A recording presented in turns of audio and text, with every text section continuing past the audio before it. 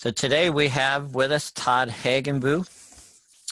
Todd is a vegetation management specialist with ArborChem products, and Todd has 24 years experience in the vegetation management industry. So with that, I'm going to turn it over to you, Todd. All right, thanks, Dave. Well, this is a change for me. This is my first webinar, although I speak at meetings. As a matter of fact, I spoke at a meeting this morning in outside of Reading for some public works folks. So speaking at meetings and doing trainings is a big part of what I do. If you're unfamiliar with ArborChem, ArborChem is one of the larger industrial herbicide distributors throughout the United States, as well as equipment, parts, pieces, anything you need to do spraying, herbicide spraying specifically. Certainly, I saw the list of names populating as you guys were logging in, many of which I recognized and certainly are some current customers. So as you can see below, there's my phone number, my email address, and our website. As Dave said, 24 years vegetation management experience. I do a lot with the forestry industry and a lot in the invasive industry, especially here in the Mid-Atlantic. So I guess I'm suited to do this presentation. Certainly Dave or Art Gover, if you're familiar with Art Gover, would also be very excellent resources for this type of topic as well. So we'll get started here. I have about 55 slides. I may go over just slightly, depending on my pace here. So hang in there with me. It's going to be a little different, not seeing the people in the crowd kind of responding to what I say. So I'm getting a feel for this as we go. If at the end you have any questions, obviously we'll address those then. And certainly grab my email address if you have any other specific things about herbicide mixes, pricing, equipment and all that. We can deal with that on another day. So let's get started. Managing interfering forest plants and old field invasive plants. And those invasive plants can also be in a forested site as well. I saved the invasives for the tail end of the presentation. The beginning is going to be more on interfering, and then we're going to jump briefly into the application types. I don't want to steal too much thunder from Brian Rose. We are kind of out of order here. Brian was supposed to go on last week and go more over the equipment and the applications. So I'm not going to steal too much of his thunder, hopefully, for his presentation next week. All right. I'm not advancing here. All right, here we go. What are interfering plants? Okay, plants that don't allow proper regeneration to establish in a forest site. Probably the most recognizable plant in that category would be hay-scented fern. Many of you are aware of hay-scented fern and the problems it has caused for regenerating trees in our forest stands in the Mid-Atlantic and Northeast forest. I don't need to beat the dead horse on that, but that's been something that's been managed now since the 80s, simply with an oust application throughout the summer months. And we're getting very effective results with that to eradicate, or at least locally eradicating the ferns so that we can establish our regeneration. Second category of plants that inhibit proper daylighting of the forest floor. We can throw our black birch or sweet birch in that category, as well as our beech brush. Just mid-story competition in our forest sites that don't allow for the proper daylighting of the forest floor, which obviously is crucial for the growth of a lot of our seedlings. The last category would be plants that are native with invasive habits. Certainly Acer pennsylvanicum, striped maple. Sounds like it's native to Pennsylvania by that species name. Certainly it is a native plant, native tree, but certainly has a very invasive type growth pattern in the way it takes over an understory in some instances. So here's a shot of hay-scented fern. I'm sure everybody that's on this presentation has seen this and kind of still laughs to this day when you talk to people that don't know much about forest regeneration or forestry in general. When they say, look at how beautiful that fern is, and us as natural resource managers are always saying, we can't grow trees in it. It might be pretty, but we can't grow our trees in it. And the deer have compounded that issue over the years, obviously. Striped maple, as you can see, this is a picture. Actually, I took this picture many years ago. I'd say probably 15, 20 years ago, near Seven Springs in Somerset County. And I was going to a conference there, and I happened to be driving by a little section of road there right outside the resort. And I looked into the stand and I could see all this striped maple in the mid-story. I said, boy, that'd make a nice photo. And if you looked in some of Dave's manuals, I think you might find this one has showed up a few times over the years. But I think the picture's worth 1,000 words. I don't need to go any further.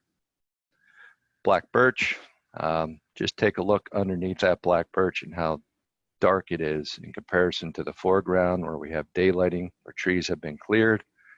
Certainly difficult to grow shade intolerant species in underneath that darkness.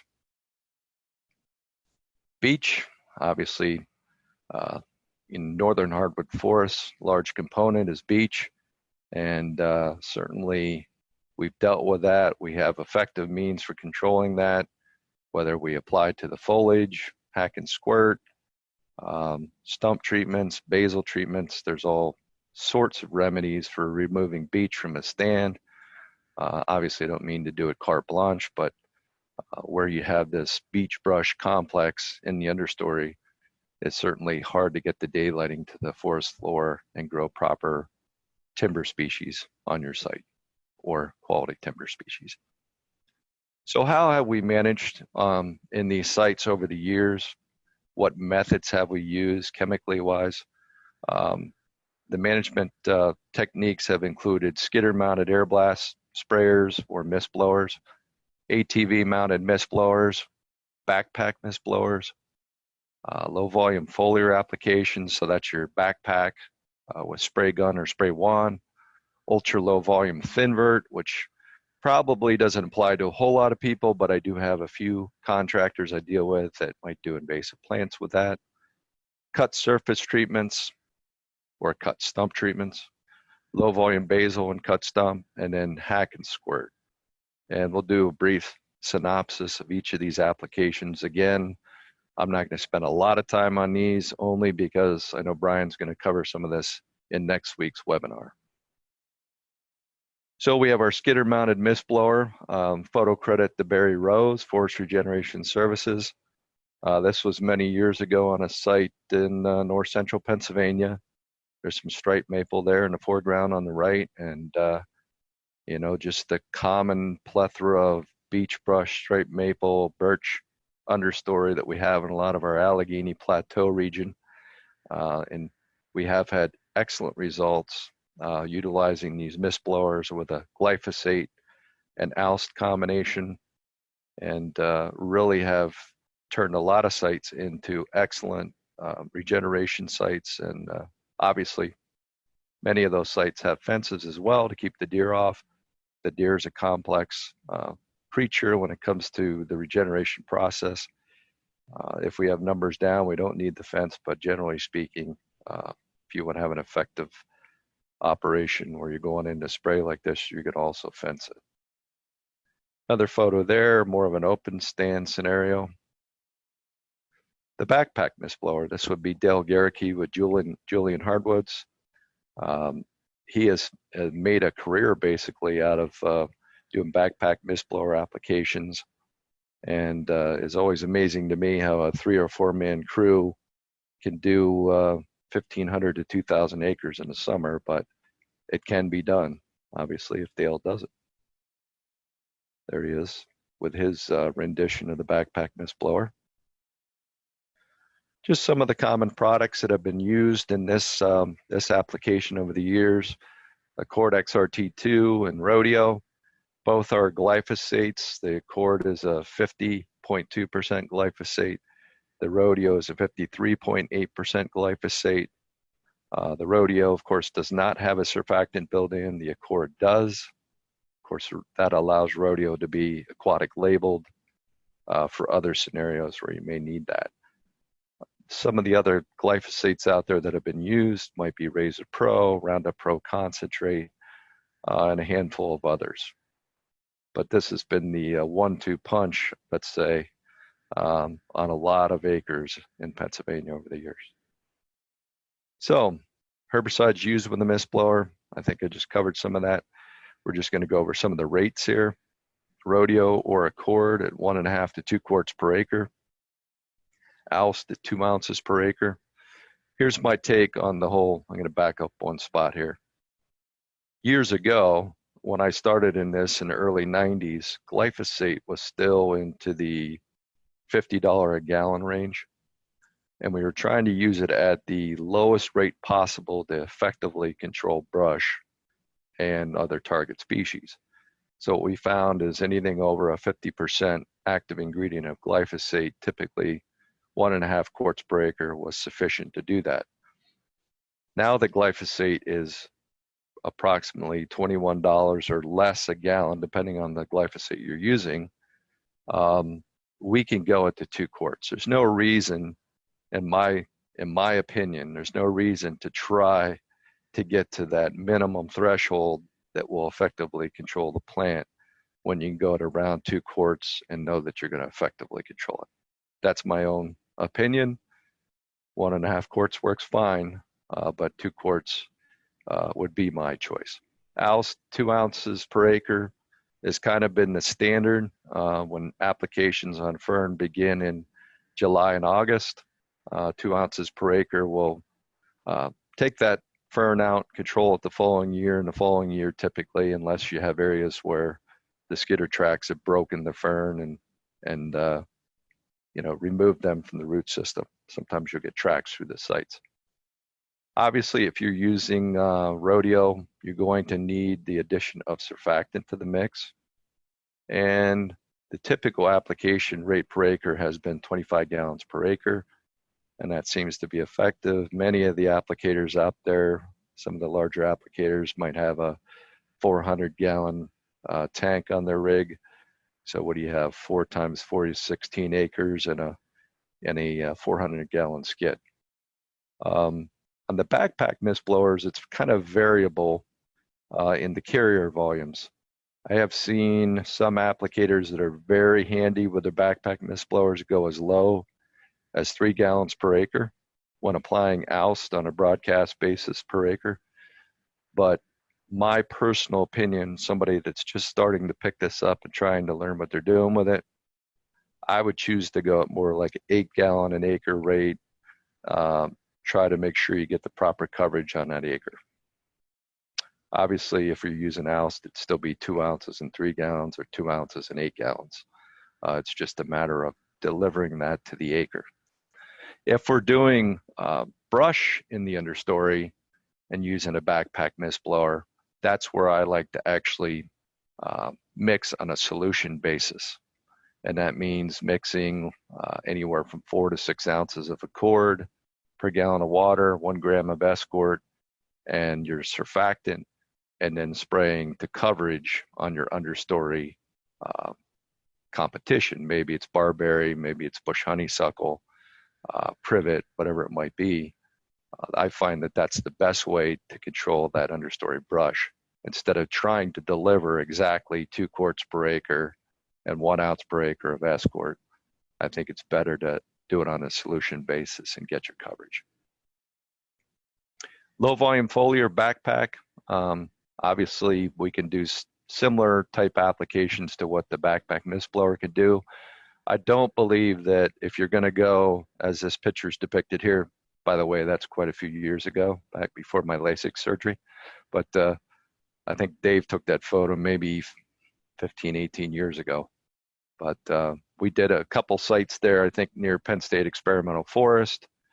And if you're going to take out small areas, a spray wand or a handgun on your backpack will do a great job. But if you're going to do large acreages, or just, I don't even have to be large acreages, 5, 10, 15 acres on a site, the backpack mist blower is just going to save you a ton of time when you're trying to get coverage on the understory. High volume foliar. So this is more for the group that's going to be geared towards invasive shrubs, old field succession type scenarios. This is where you're going to have a truck mounted skid, maybe 200-300 gallons, depending on the size of your pickup truck or your flatbed. And we're going to have anywhere from 200 to 500 feet of hose, and then we're going to have a high volume spray gun. So what we can get away with, this picture is actually depicting utility right-of-way scenario down in Delmarva. Probably should have put a better photo in here than that, but it does demonstrate a high volume application. We can do a lot with this backpack mist blower and get coverage on a lot of areas out there. Old field succession, Multiflora Rose, autumn olive, bush honeysuckle, privet, high volume foliar is a very effective means for controlling sites like that. And I have personally done that and had excellent results. Backpack mist blowers, I'm not a big fan of in those scenarios because you're out in the open and mist carries. So I prefer either the high volume method like this or low volume foliar with a backpack and a gun application as opposed to a mist blower once I get into an old field. There's just another photo of a high volume application. This would be kind of a standard high volume skid. We do sell these. We do build to spec high volume rigs. I got to get my little advertisement in there, right?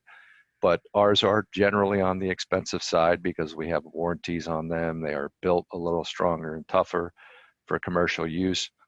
I also point out to people that are just going to be doing this on their own properties or on a small scale basis that you go to Northern Equipment. They have some slide-in skids for very inexpensive. I cannot attest to how long they're going to last you, but certainly for 100 or a couple 100-gallon skid costing you about $2,000 or so, if it can last you 3 or 4 years, I think you got your money's worth. All right, so just quick on that. Typically, these are going to have either a 5 to an 8 horsepower type motor, kind of max PSI of anywhere from 300 to 400, maybe 500 PSI.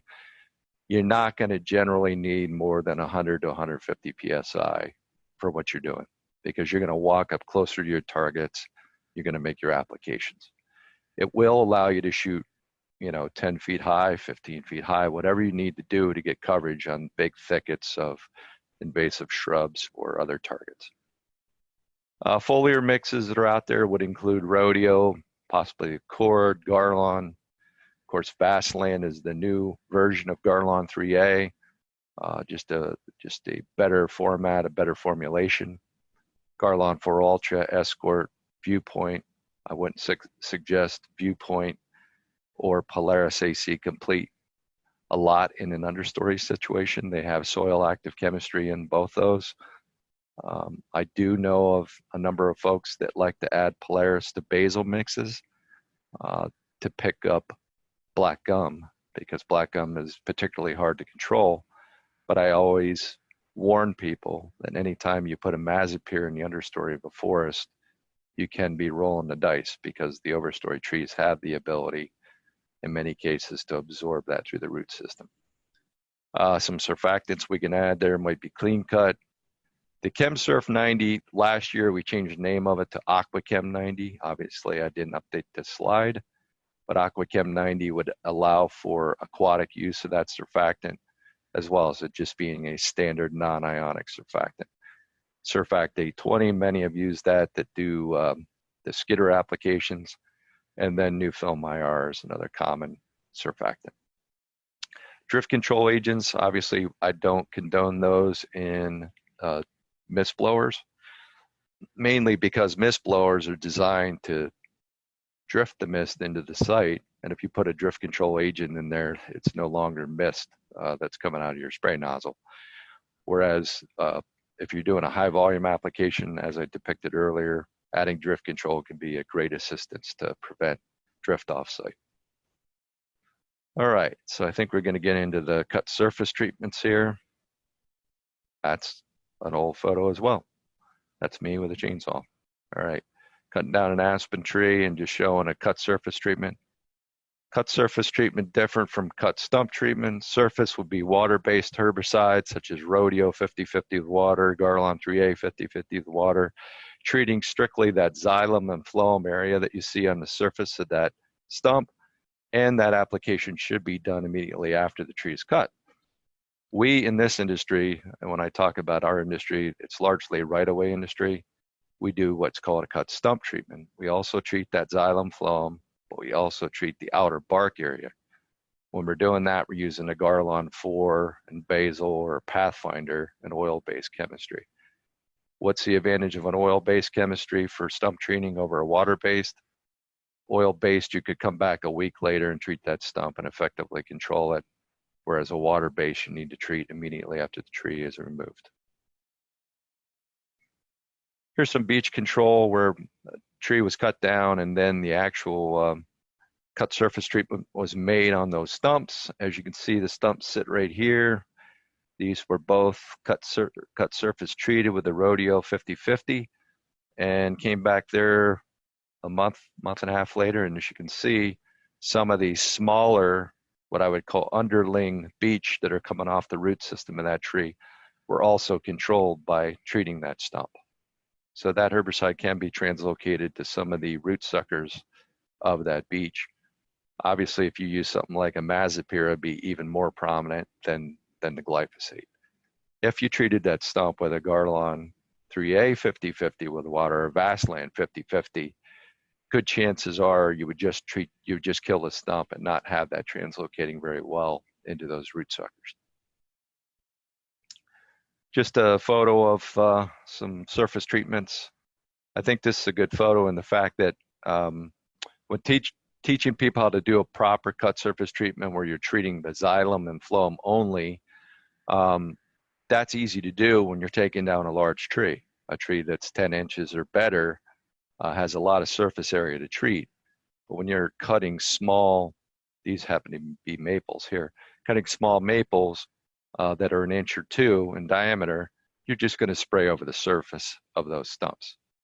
Now, if I'm using Pathfinder or Garlon 4 and Basil, I'm also going to be treating the side of these stumps as well, not just this surface. I'm going to hit the side of them. So think of it as a Basil application without the tree there. There would just be a proper cut surface treatment. You will get some bleed occasionally off the side, not a big deal, but certainly that is an effective treatment. So here's some of the cut surface mixes that are out there. Rodeo 50/50 with water. Simply put, if you have a 2-quart container, 1 quart would be water, 1 quart would be Rodeo. You can do the same with Garlon 3A or Vaseline. Good example why I might use Garlon over Rodeo in some instances. Garlon has a much better effect on species like maple than Rodeo does. So maybe if I'm targeting more maple in the stand, then I'd use the Garlon 50/50 or the Vaseline 50/50. But if I have a lot of beech in the stand that I'm targeting, maybe I'd choose the Rodeo over the Garlon. Capstone is a combination of Garlon 3A and Milestone that can be used as a cut surface treatment. Not sure that any in this group would have a big use for that, or we have a use for it in our industry. I say our industry, it would be utility right-of-way, would be for locust control.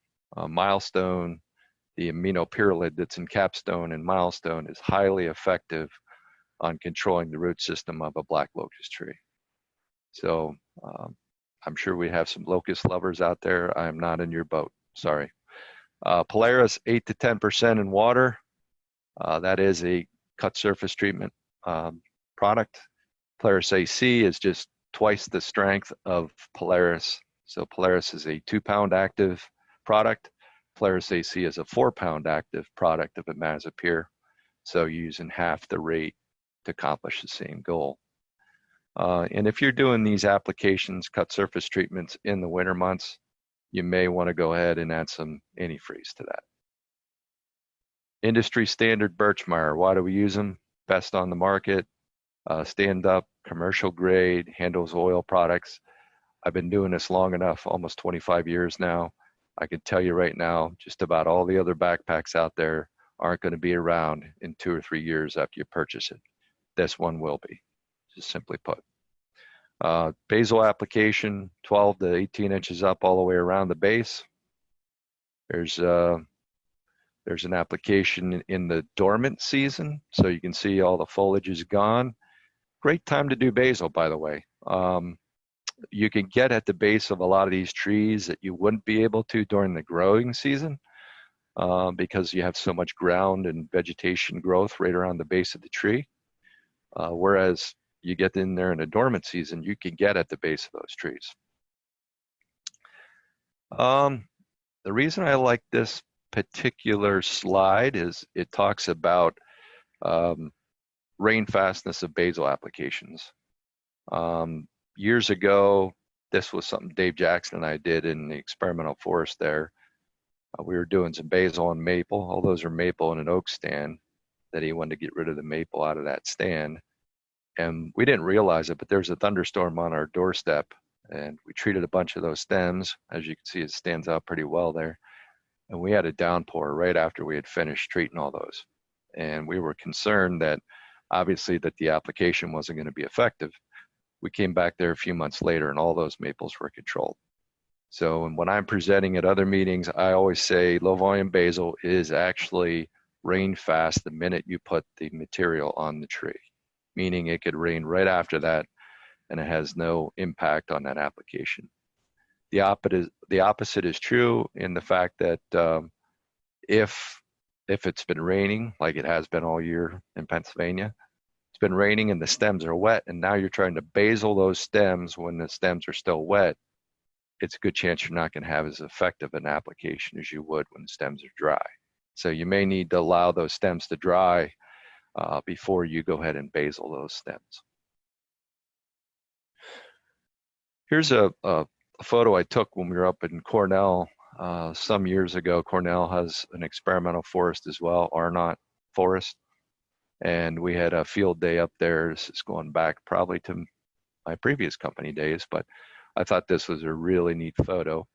As you're looking at this road edge here, all this is birch going down through here. But I only basiled where you see that daylight. See all this daylight on the forest floor here? I basiled that area like 2 or 3 months earlier, and we had come in here to look at the results, and we were like, look at that. Just look at the daylighting that was created by eliminating that mid-story in that stand. Whereas you come back, if you can still see my cursor or not. Okay, if you come back into this area here, all that was not treated. You can see how shaded out that whole understory is. Low volume basil results on beech. You can see all the curled leaves. This is just a point of reference. What I found when we do dormant stem applications, dormant basil applications, meaning in the winter months, when the trees are not actively growing, no leaves on.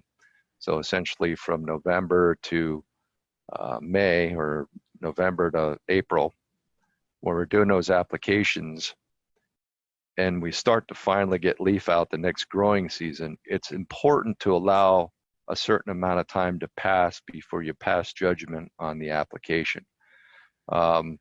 This gray birch here that was treated in the winter months, I believe it was treated in December, it came back the following year.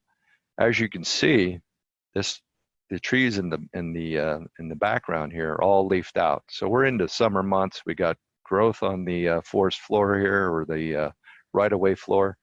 These birch are just finally browning out from that application that was done during December. So it can take quite a while for those trees to die out. Don't expect always to see the site is going to be dead if you did a dormant season application. The reason being is you're putting a herbicide into a tree when the tree is not moving any nutrients. So it can't effectively control the tree. It's just sitting, waiting in the tree. Once the tree starts to grow during the growing season, it starts to move the herbicide. Well, the tree doesn't realize it's sick yet. It just starts putting its leaves on, and then eventually that herbicide does move around in the tree and it takes out the foliage. and you see it. So there is a delayed response sometimes, especially I've seen it on striped maple. I've seen it on birch specifically, where you can have it take months after the growing season begins to see the full effect of the application. So, establishing oak seedlings by basal treating. This is by basal treating the mid-story birch. As you can see, we have a lot of oak regen on the floor. So this is what I call the result you want. This is what we want to see. We're not out here just to waylace, what am I trying to say? We're not out here to try to just take out trees. The idea is to establish regeneration. So I needed to gather some photos where I could actually show this, and this one was excellent. I think I can give the photo credit to Appalachian Forestry Consultants for this one. Cut stump treatments using your same basal mixes. As you can see here, as I explained earlier, when using oil-based chemistries, we not only treat the xylem phloem area here that's actively growing, right, or moving nutrients, but we also treat this bark on the side. So it's like doing a basal application without the tree there. And that's when we have our oil-based chemistries, Garlon 4 basal, Pathfinder. This is the type of application you would do. Common mixes out there, Pathfinder 2 RTU, Garlon 4 Ultra 15 to 25%, Arbochem basal oil 75 to 85. Hack and squirt, very effective application on beech, Lanthus, black birch. I'm treating an aspen tree on the right, but that was just for demonstration purposes. That's Mike McNamara, if anybody knows who that is, in the left photo. But it is a highly effective application. What we've noticed over the years, do not connect your hack and squirt cuts. Leave a little gap in between to allow that north and south movement of your herbicide in the trees.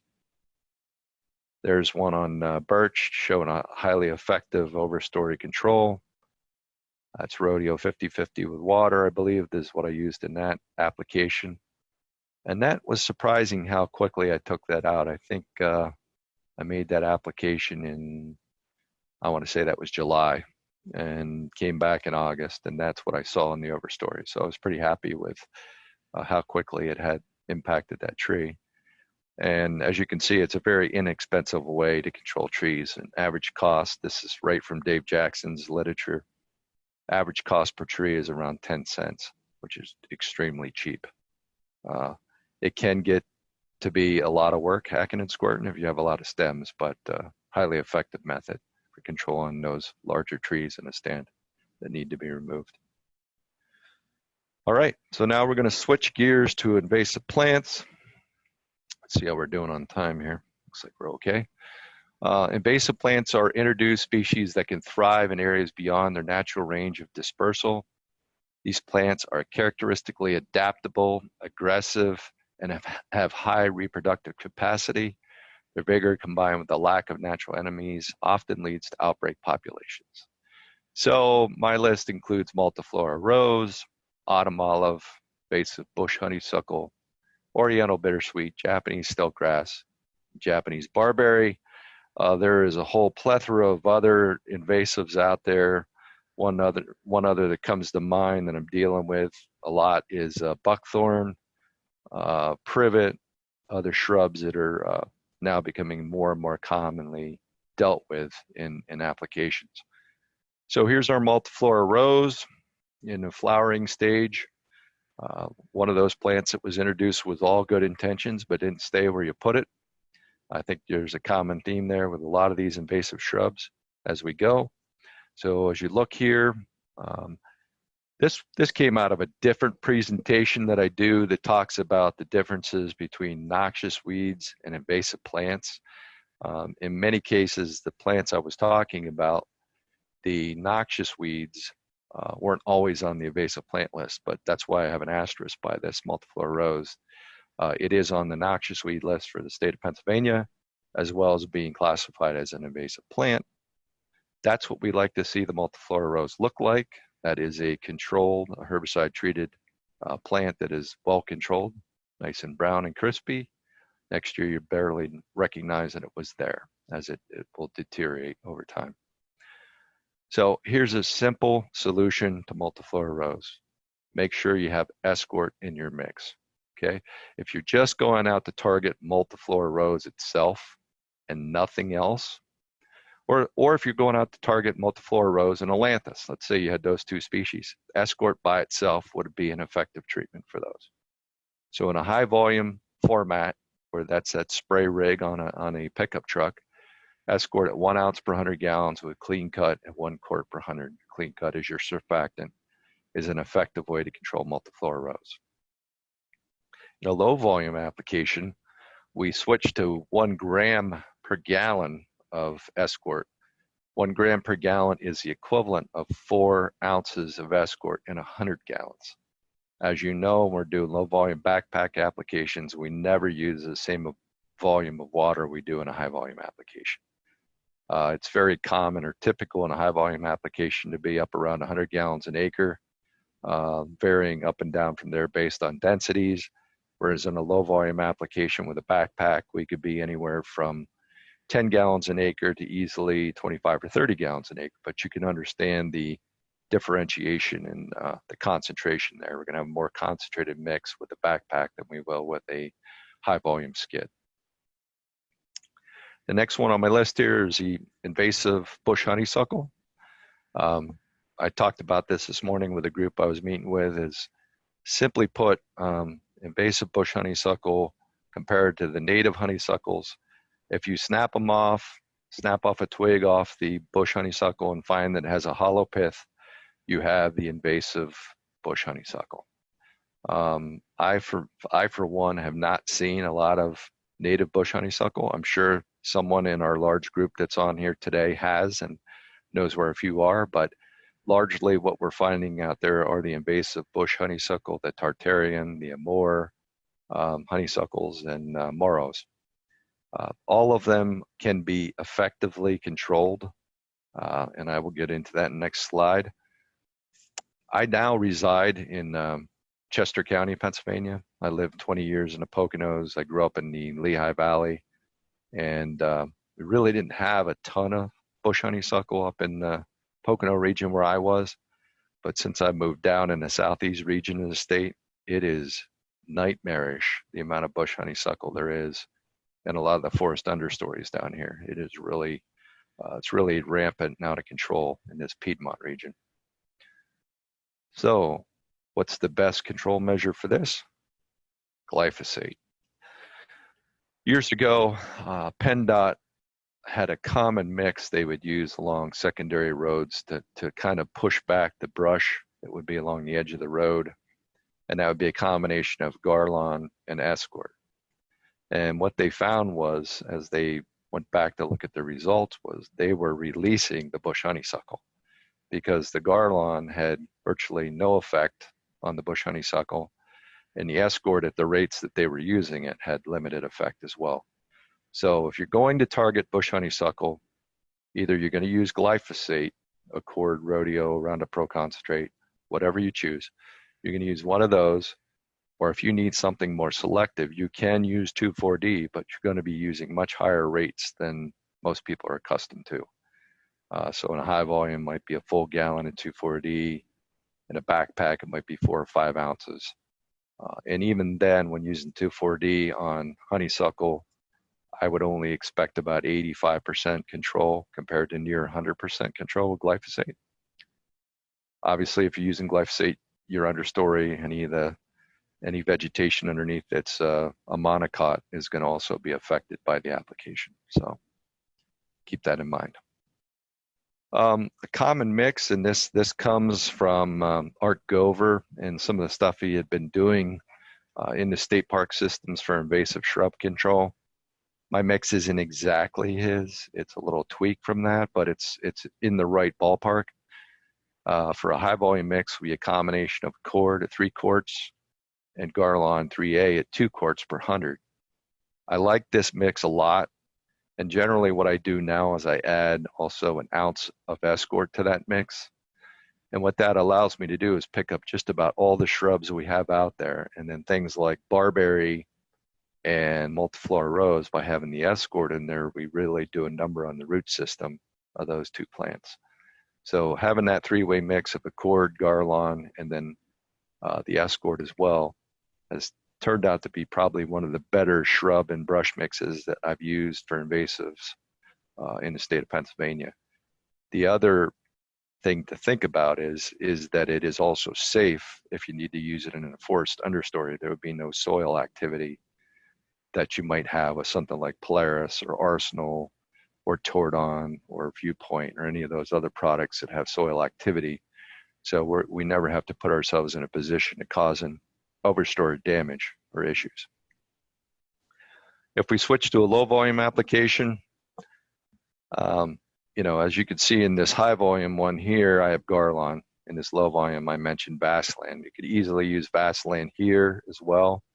If I was using Vaseline in this particular mix, I would change this to 1.5 quarts per 100 instead of 2 quarts because it's more concentrated than the Garlon 3A. Down here in the low volume, I'm going to go 1 ounce Vaseline, 3 ounce Accord, and then if I'm adding escort to this mix because I have Multiflora Rose and Barberry, I want to add 1 gram of escort to that mix. If I'm adding escort to this high volume mix up here, I'm going to add 1 ounce per 100 gallons to that mix. Okay, moving on. Mile-a-minute weed, favorite of all, that introduced here in York County, Pennsylvania, back in the 50s or 60s, I believe, obviously by accident, and now you can find it in 15 states, I believe. It is certainly a nasty invasive. One thing that we can do with this invasive is we could control it with all kinds of herbicides. It is not difficult to top kill this plant. It's all about the seed source. If we don't deal with the seed source, you're going to be spraying the same areas just about every year until you can exhaust the seed source that was on that site. And I believe it's viable up to 5 years. So if you're going to go out with just a post-emergent chemistry like Garlon or Accord and try to treat these sites, you're going to need to keep going back to those sites for at least 5, maybe 7 years to make sure you exhaust all that seed source. So my suggestion is that you include a pre-emergent herbicide as well in areas that you know there's a footprint of this mile-a-minute weed so that you can also address that seed source. Does that mean we completely eliminate this mile-a-minute by doing that? No, because there's always something that escapes and needs to be touched up on after the fact. I've learned my lesson with a plant called Phragmites that no matter how hard I've attacked it with high volume methods and the proper chemistries, it takes 4 or 5 years and a site can be reinfested pretty badly to the point where it almost looks like you did nothing. But if you look at it the year or two following after your application, it looks phenomenal. It's just if you leave just a few plants on that site, they're going to repopulate that site eventually.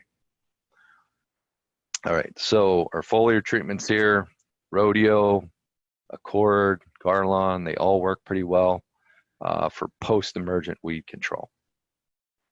For pre-emergent, which I honestly believe if you're going to go after mile-a-minute, you have to include a pre-emergent along with one of the upper chemistries up there. Over the years, Oust has been an effective way to control it. Plateau and Pro Clips has become pretty popular thanks to Art Gover as well. 2 pounds of Pro Clips and 1 ounce of Plateau per acre has been a real good go-to mix for mile-a-minute and Stiltgrass, where we're trying to preserve some perennial type plants that might be in that site. Oust is a sledgehammer. I mean, it will take out perennial plants that are in a site in an understory. We can create a dead zone in an understory for a little while before our seedlings get established. So if you want to try to preserve some of your perennials in a site and you have mile-a-minute or Stiltgrass, combination of Plateau and Pro Clips works pretty well. If you choose, Pendulum Aquacap will work pretty good as a substitute for Pro Clips. They're both in the same class of chemistries and will do a very similar activity on a site. I will give you one point of advice here is that you're not going to get the duration of weed control with a Pro Clips Pendulum as you would with oust. Oust just going to stick around a lot longer in the soil. It's going to carry into the next growing season. You'd be lucky to carry Proclips or Pendulum for about half the growing season. So they're designed to be used around sensitive plants. You can spray Proclips and Pendulum on your lawn for pre-emergent crabgrass control because it won't harm the already established perennial grasses. So you can imagine it's just not designed to carry a longer residual effect that something like an oust would have in the site. Japanese barberry, certainly a nasty as well. Not that difficult to control. Just a combination of glyphosate and Escort is my favorite. Has been over the years. 4 quarts of Accord in 100 gallons if you're doing a high volume application. If you're just going to broadcast this over an acre with a mist blower, 2 quarts of Accord, an ounce of Escort, and your standard surfactant rates per 100 gallons. Very effective at controlling barberry. Without the Escort in the mix, though, what we see is a lot of times you get some sprouting following that application. Very similar to what you'd see with Multiflora Rose. Low volume, same thing. Accord 4 ounces per gallon, 1 ounce. That's actually incorrect. That's 1 gram per gallon of water in that low volume. So this is gram. Here, watch this. Gram. Look at that. Can't do that when you're up in front of a group, but you can do it here when you're sitting at your desk. There we go. Fixed. So Accord 4 ounces, Escort 1 gram per gallon of water. Very effective mix there on that. And I think one of my last ones in here, we could spend the whole afternoon talking about invasives and application methods and rates and locations and trying to hit the hard ones that everybody deals with. I'd have to think that most everyone in here that does any sort of forestry work has dealt with Stiltgrass. I've been at this 24, 25 years now. I remember working in the Susquehanna State Forest all the way back in the mid-90s, and there was really no talk of a Stiltgrass. And even other sites throughout the state, there just wasn't that much Stiltgrass around. In the last 10 years, this thing has just taken off. And it seems as though when someone has done any logging operations on a site and they pick up a few seeds on the skidder, they go to the next log job. It doesn't take very many seeds to establish a new colony, and then give it 3, 4, 5 years. Next thing you know, the whole site is overrun with Stiltgrass. So the next slide really is a good slide to depict that. This was in Luzerne County, not too far from Hazleton, on a forest site. That is all Stiltgrass in that understory. That would be very, very difficult to establish seedlings regeneration on that site. I think everybody could agree. And you've all had your own experience with Stiltgrass and seen what it does. It is bad. It's an annual grass, but it's just such a heavy seed producer that each year just kind of fills right back into that site. So what do we do? I could tell you what we've done and what we're looking at, what is effective. Certainly for post-emergent chemistries, rodeo is effective. Adding oust at 2 ounces per acre works very well. A lot of folks are now going after Stiltgrass early on in the season. So if they're going out there right after the ground thaws out, we might have a later thaw this year, just the way things are going right now, for once, thank God. If you're going to go out early, let's say April, and do an application, you're going to want to put down about 4 ounces of oust to try to carry that oust into the next growing season and really have an impact on that seed source that's on that site. If you're going to go mid to late season, as many of the applications do when they're doing the skidder application, 2 ounces is fine. What we're seeing with oust for residual effect is if I apply it this year, we'll see control this year. We'll see control most of next year. But then it seems that if there's any Stiltgrass in the surrounding area around the areas that have been treated, they just work their way back into that site in that following growing season. So it is a difficult one to completely eradicate. I don't know that that will ever happen. But if you can really get some seedling establishment in a 2-year time frame and start to get some growth on those seedlings, certainly you can beat out that Stiltgrass for competition. So let's see what else we have here.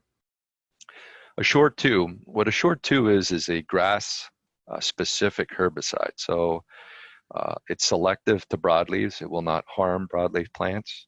So over the years, a lot of folks have tried to go into a site where we already have regeneration established and we have Stiltgrass. So what you could do is go in there and say June or July, when they're all leafed out, and go over the top with a short 2, spray over the whole acre, and we can eliminate that grass and give that seedling a chance to survive. We're not going to put glyphosate on it. If we went in with a rodeo midsummer like that, we have regeneration in there, we're going to damage and or kill those seedlings in the understory. But if we go in with a short 2 that's going to be selected to a broadleaf plant, and you could use Fusilade, you can use Select. There's a number of grass-specific herbicides out there. Envoy, I believe, is another one. You can go into that understory. You can spray over the top of everything, and you're only going to control the monocots. You're not going to do anything to the dicot species on that site. So that has been used and effectively. But again, you're not providing any soil residual activity when you do that. You're only killing that post-emergently. And so the next season, good chance that grass is going to come back on that site in earnest. So be aware of that. So what are we doing for soil residual outside of the oust applications? I mentioned it with the mile a minute, Proclips at 2 pounds and Plateau at 1 ounce per acre. Why do you need the Plateau? Well, Plateau has pre and post-emergent activity. So here's what happens. If we go out where we consider going out and it's April and the Stiltgrass has started to germinate but has not greened up above the duff layer yet. You do not visually see it yet, but it is growing under that duff layer. You need something there that's going to pick up that grass at that stage, and that Plateau will do that. The Plateau will take it in that early pre-emergence or early post-emergence. The Proclips is only pre-emergent. So if you just want Proclips on that site, good chance you're going to have some grass that escapes if you get in there a little too late. Now with Oust, on the other hand, Oust does have pre and post-emergent activity, so you can go into a site with 3-4 ounces of Oust in April and have pre and post-emergent activity on Stiltgrass. Let's see what else we have here. So our air blast combinations, of course, would be with Oust, glyphosate in many cases, 2 to 4 ounces per acre, depending on the time of year. Some folks are even going out and say in the fall, later fall, before the ground freezes up, and you could put a 4 ounce per acre rate down at that time of year as well. We did in the last 2 years do some trials with Esplanade 200 SC from Bayer. Esplanade came on the market probably 4 years ago now and has been one of the most dynamic pre-emergent herbicides we've ever had for industrial weed control. But we thought, well, why not try it in a forestry setting and see if we can get better long-term residual effect on Stiltgrass than we do with Oust. So we put some trials out with the Game Commission, some in 2017, some in 2018.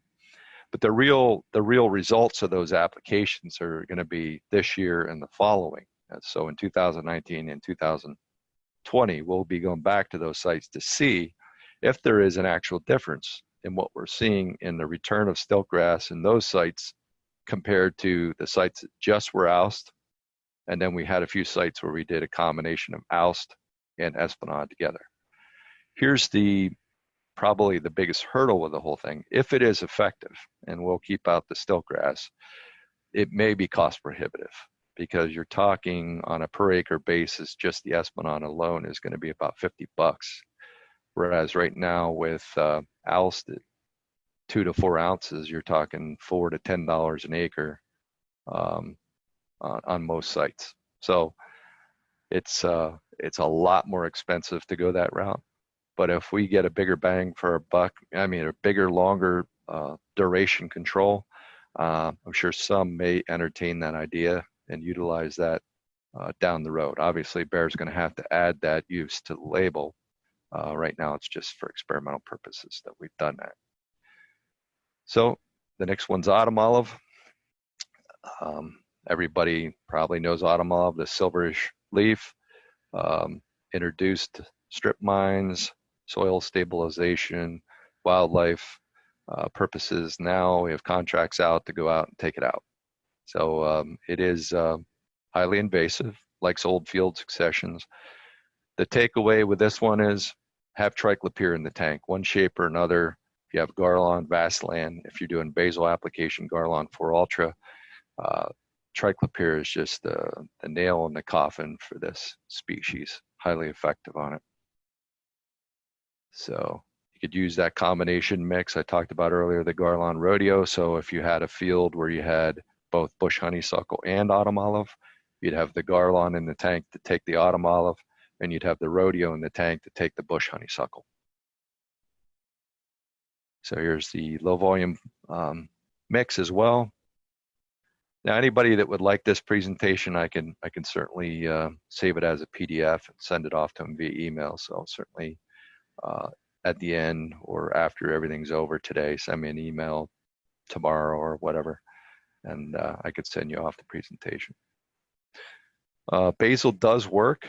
Basil would not be my best choice unless you had small, kind of insignificant population that's invading a field. So as you're looking over a field and you can kind of count the autumn olive shrubs throughout the field, basil may be an effective way to go out there and treat those individual clusters that you see. Autumn olive being multi-stem species lends itself to not being the best species to be out there basil treating, because now you're having to treat 4 or 5 or 6 stems instead of 1 to make a basil application. But I found that it is highly effective on it. So if you choose to go and eliminate some autumn olive here and there, basil mix, a Garlon 4 and basil oil, or a Pathfinder mix is very effective. Oriental Bittersweet, a vine, a nasty vine at that. Garlon 3A, Escort, good surfactant. This is one of those cases, I think, of a plant like poison ivy that has a really waxy cuticle on the plant. In order to penetrate a waxy cuticle leaf, you need a higher concentration of surfactant. And our Clean Cut has some crop oil in it. So crop oil surfactants are oil-based. They penetrate those oily leaves much better than a standard non-ionic surfactant. So Garlon with a higher load of surfactant is an effective way to go after this. What a strong vine, super strong vine. I do like to basil them if I can, or cut stump treat them. The problem is so often they're wrapped around a tree when you do see them. So you make sure if you are going to basil a leftover stem or cut stump a leftover stem, here's what I would do. If you have one growing up a tree, cut it off about maybe 18 inches, 2 feet high off the ground, and basil the leftover stem, so that stem will not then resprout. But you got to make sure when you're doing that application that you don't spray it into the bark of the tree that you're trying to preserve, because you could have an effect on that tree as well.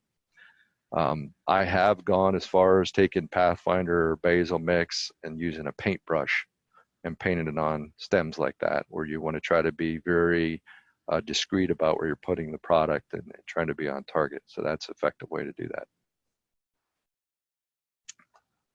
All right, Japanese knotweed. So some deal with this. I was dealing with a lot of public works folks today, and they have a big problem with this because they're in Berks County along the Schuylkill River. They have quite a bit of this.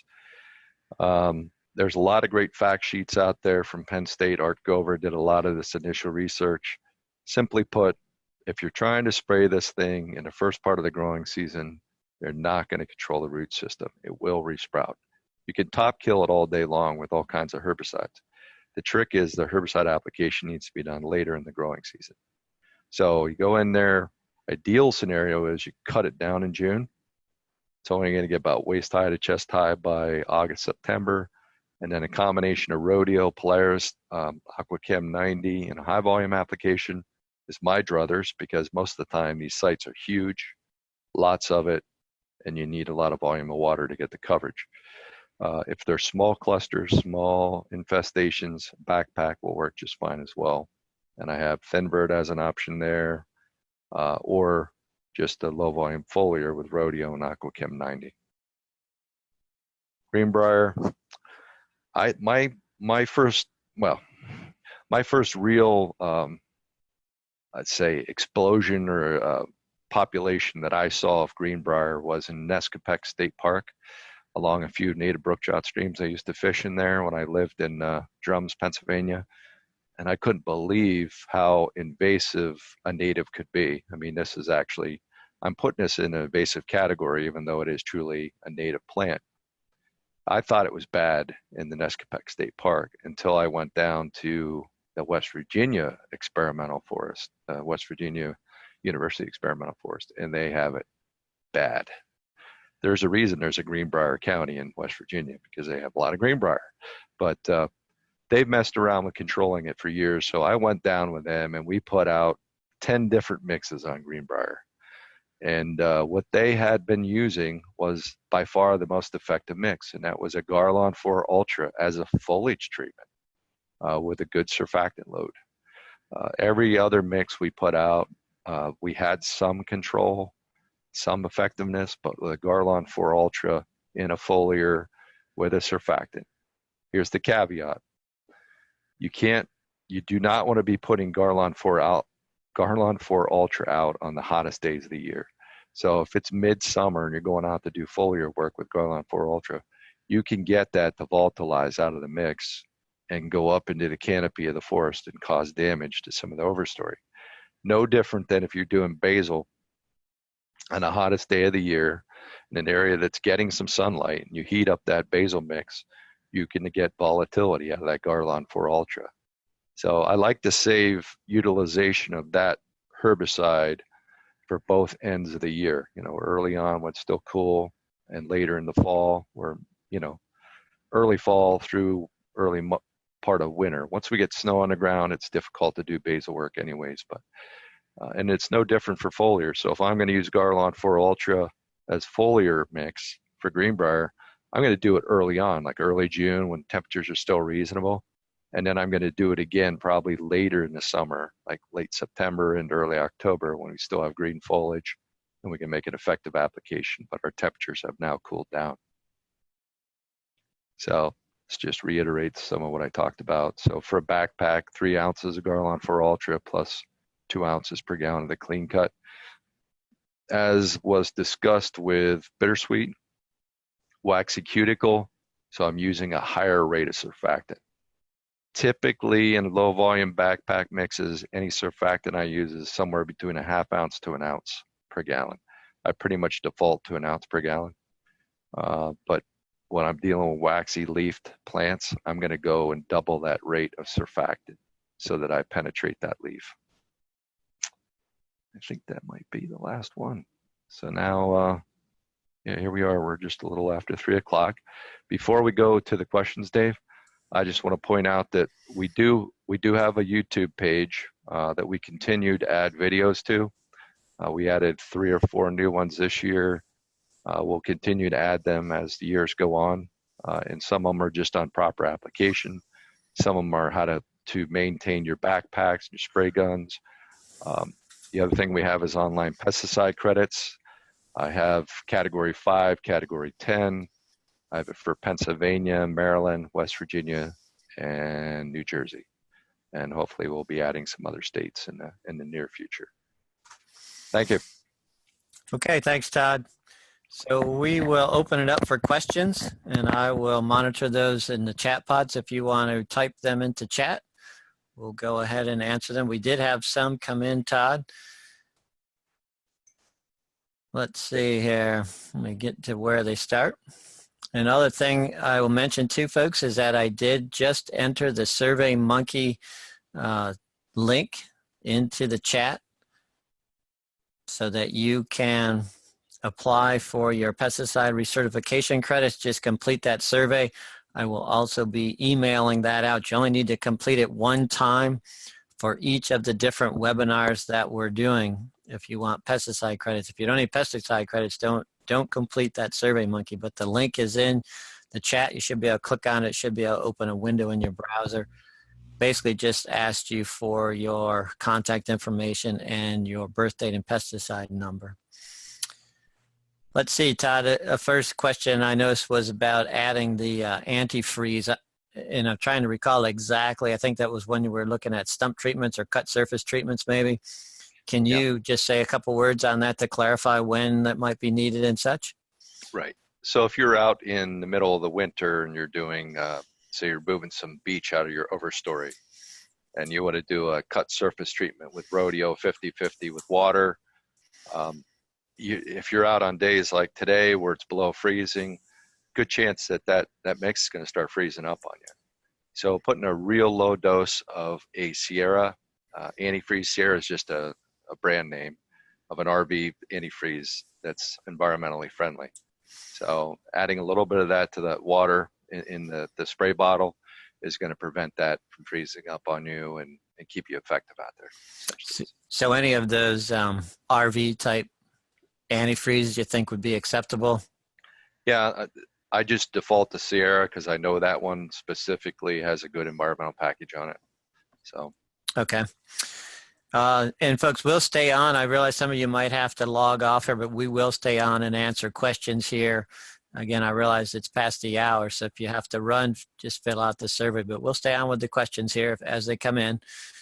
Is the low volume basil only effective if it's oil based? Yes. If you're doing low volume basil, you must use an oil carrier.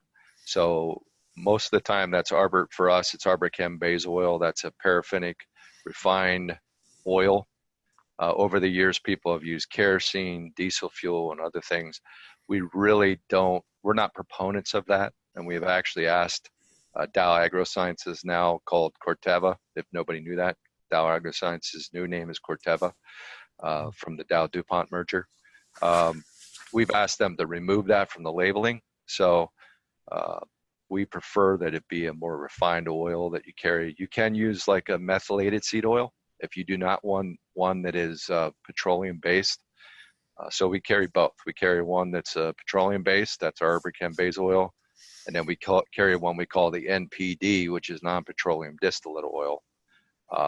And then you have your choice. So the one's a little more environmentally friendly than the other. That's all. Yes. All right. It says, what products, we should ask this earlier on the antifreeze, what products can the antifreeze be added to in the wintertime, specifically water-based products? Just specifically the water-based mixes. So in reality, in the winter, it's going to be your cut surface or your hack and squirt mixes is what you'd add the antifreeze to. Your basil mix is obviously no issue there. Our Arborchem basil, I believe, is good down to like about 10, 15 degrees before it starts to really thicken. I will caution you if you're using Pathfinder, the carrier in Pathfinder is a methylated seed oil, and you can find on a cooler day, 20 degrees and down, maybe even under 30, and some days you'll see it thicken up. So maybe not the best days to be out there if you're using Pathfinder. Okay. Another question on application and products to use to treat Tree of Heaven. And I provided my link to the Tree of Heaven fact sheet, but maybe you can answer that, Todd. Well, I mean, if you're during the foliage season, the growing season, you want to apply it to foliage of Ailanthus. A good combination is anything with escort. But here's what I caution. If you're going to add Garlon to escort on Ailanthus, typically what happens is Garlon's a fast-acting herbicide. So what happens is you start to negate the effect of the escort in the mix on that plant. So if you're going to add something to the escort so you see a more immediate effect on your application, I'd add a cord to it. So a cord escort, very good foliage treatment for Ailanthus anytime we have full leaf out on the Ailanthus tree. If it's later in the summer, that's when we start bringing in things like the basil applications, your hack and squirt method, and at all costs, and Dave, you can tell them all about this because you and Art Gover did the study, at all costs avoid cutting and treating the stump I guess don't at all costs avoid that, because if you're just going to cut a lanthus and not do anything, that's the worst case scenario. But if you have your choice and you want to apply a herbicide on it, kill the tree first, then go cut the tree down. Allow the herbicide to be in the plant long enough. So if it's during the growing season, it's going to need to be in the plant at least 6 weeks, in my opinion, before you cut the tree down. If you're going to do a basal treatment in the winter, you're going to need to allow it to leaf out or start growing in the spring and allow that herbicide to effectively take the tree for 6 to 8 weeks during the growing season before you cut it down. So, yeah, exactly, Todd. So yeah, we're typically recommending growing season treatments only on the lanthus, so you get that good translocation to the roots. No stump treatments, spaced cuts on hack and squirt. Hack and squirt works well with glyphosate type herbicides, certainly. But yeah, that foliar mix you're recommending sounds like the way to go with the Escort and Garlon. Yep. All right. The fact sheet does include the products that are on state contract in there, as well as the rates in there. So main invasive is winged euonymus and barberry. Regrowth from roots is tremendous. What is best for euonymus and barberry, Todd? I'd go to that Accord Escort mix. I'd lump that burning bush right in with the barberry and my honeysuckle, and I'd treat it with Accord Escort. I think you'd have effective treatment. Yeah, or could you use the standard shrub even if you had the Garlon in there as well? The shrub mix, the mix of Accord, Garlon 3A, or Bassland, one and the same there, right? And Escort. So yeah, probably the easiest thing to do is anytime it's a shrub in a forest understory, go with that 3-way mix of Accord, Garlon, and Escort, and you're really going to have an effective control, because you've got a dynamic enough mix there to pick everything up. So very often you're not going out just to get one plant in an understory or a field. You're going to pick up multiple species, and you need to have multiple actives in there to be the best mix you can be. Give us your rates when mixing to solution there per gallon, Todd, for the 3. So if we're doing Accord, Garlon, Escort, let's start with the Escort, because that would go in the water first. The Escort would be 1 gram per gallon. Then I would add the Garlon at 2 ounces per gallon. And then I would add the Accord at 3 ounces per gallon. If I'm using Bassland in place of the Garlon, you can go at 1 ounce of Bassland instead of 2 ounces of Garlon. Yeah, that's a 4-pound versus a 3-pound. Right. Yep, so you use less of it in your mix. And I would just clarify too that to make sure that you agitate, stir, shake well between each of those products going into your solution there. Add a little more water, shake it up, make sure it's well dissolved and well mixed throughout. Yeah, one thing that we found years ago is that Garlon and Accord do not play well together.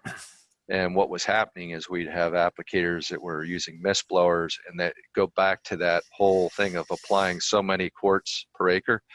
So they were highly concentrated mixes going into a small amount of water.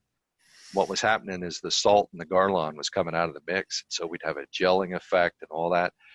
But if you're doing that 2 ounces and 3 ounces and 128 ounces of water, we don't see that, because the concentrations of the actives aren't strong enough to have that settling out. But just be aware, if you're going to try to mix high concentrations of a triclopyr amine with a glyphosate, you're going to see that issue. Yeah, and I think the Accord XRT2 salt is a little more compatible with the Garlon 3A. Yes and no. I found that just about all the glyphosate's going to have a problem. You can you can put Garlon 4 into those mixes. You're going to go at a higher concentration, and they will not salt out like the Garlon 3A does. But that's not my choice for a foliar mix necessarily. I like the Garlon 3A for foliar. Okay. Mix.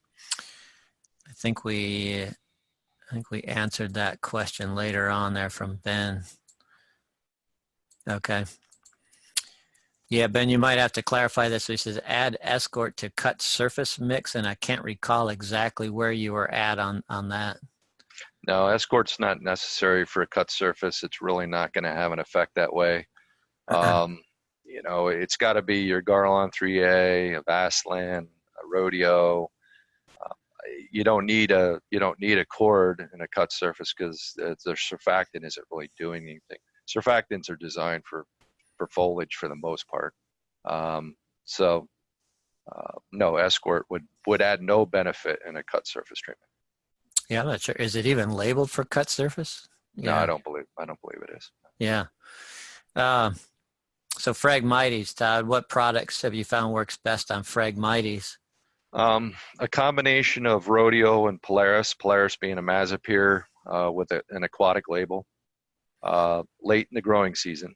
So from, say, mid-August to the end of the growing season. So depending on where you are in the state, that could be late October. Foliage treatments, high volume applications, tons of water carrier, rates of somewhere between, say, 3 and 4 quarts per 100 gallons of the glyphosate, and then like 16 ounces of Polaris.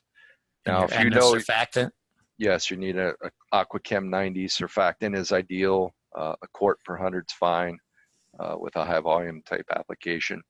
So that keeps you aquatic labeled with the you can buy aquatic labeled in Mazapyr. Yes. The actually the Arsenal 2NS has an aquatic label on it now, and so does Polaris. They're both aquatic label. Okay, I might have interrupted you. Did you have another point there? No, I mean, if you're going to go target those species, then you don't have an aquatic endorsement on your license. If you just have Category 10, invasive plant falls under Category 10 on your license, if you're unaware of that. As long as you're not spraying directly into the water, even if that frag is along the edge of the water, that's still considered an upland application. I know it's kind of crossing the line there because a lot of times the frag's submerged in water, but sometimes the frag can be dry. This was not a year where you're going to find too many areas where it wasn't wet, where you're applying. But okay, just a few more, I believe, here.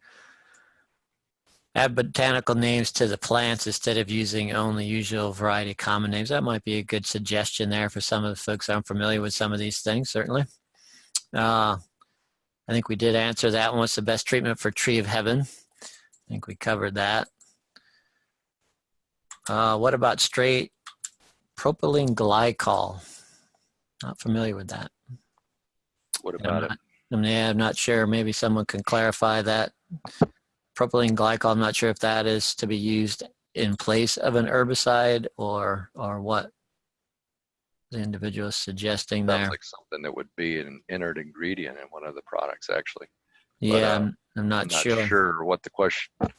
What is the question? I mean, what is propylene glycol? I think it might be an inert in some of the glyphosates, or. Well, they're saying what about using straight propylene glycol? But let's see if we can get a clarification on that. So the next question is,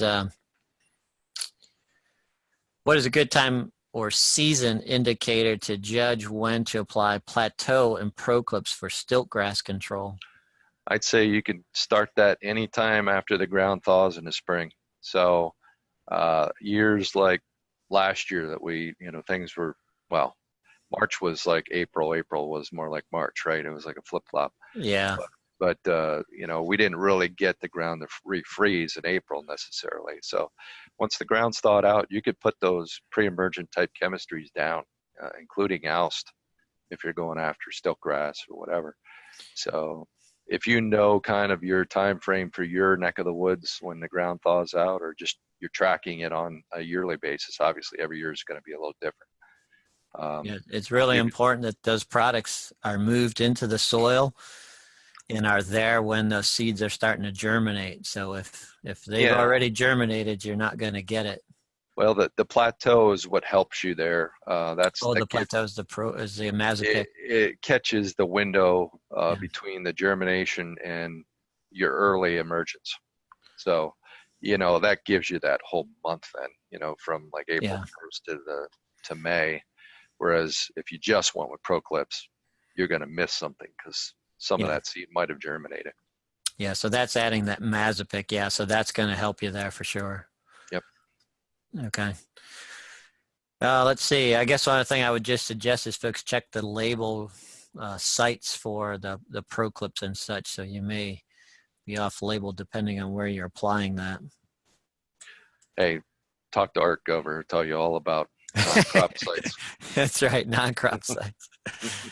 All right. That's a lot of areas that are non-crop sites, right? Yeah, well, that's certainly labeled for roadsides and such. Absolutely. Very interesting. No, not labeled that way. So this was the response to the, the propylene glycol.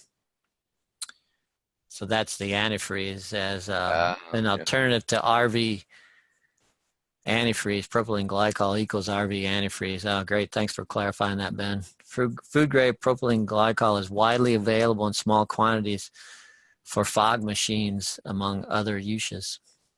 There you go.